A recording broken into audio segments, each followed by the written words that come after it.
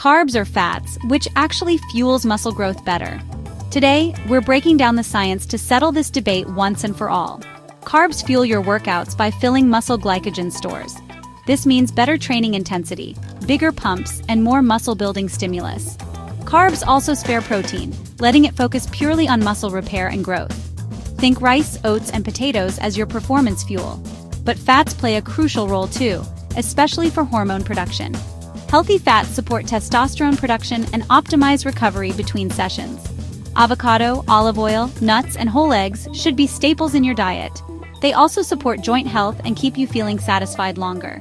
The truth is, you need both macronutrients working together.